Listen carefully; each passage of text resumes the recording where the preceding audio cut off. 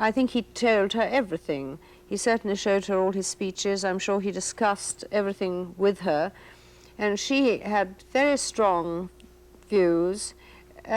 He didn't always agree with them. And indeed, I don't think she was necessarily always right. The point was she had the capacity and the will to tussle with him about politics and public affairs. And she had very definite views on people. She disapproved quite a number of his friends because she thought that they had a bad influence on him or were bad for him politically and so forth. I understand she wasn't really crazy about Lord Beaverbrook.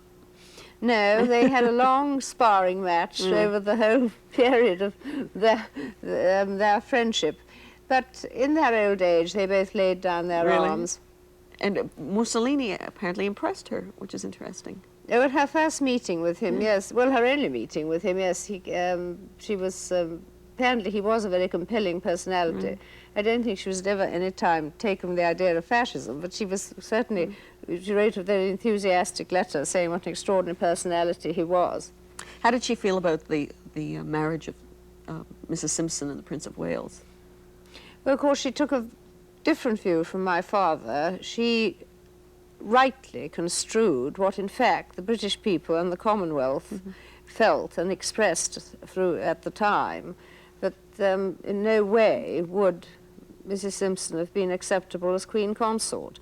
My father, who was a devoted, loyal friend of King Edward VIII, as he then was, longed for play for time, to seek some other solution and some way out. But my mother was very strongly of the opinion, which indeed was supported by public opinion at the time when it was all analysed out, that she just wouldn't do. It must have been difficult carrying on a normal day-to-day family life and being regular folks around the kitchen table. Well, I think we were all quite unself-conscious about it. It's awfully difficult. As children, you take your parents for granted. You do, very much. And to them, in a happy family, and to small children, your parents are heroes and heroines. Then comes a time of life when perhaps Miss Binks's opinion at school is somewhat more valid than your mother's opinion. That's a very annoying moment. I've lived through it 5 times myself with my 5 children. But all the same, it's only very much later that I have stood outside and looked at ourselves in our family life.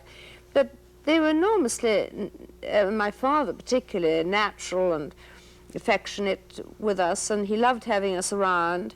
My mother was more severe and a little more formal, but not again, a cozy lady. She wasn't cozy. No, she wasn't cozy, really, but she could be very understanding. She had very high standards, for which I'm thankful.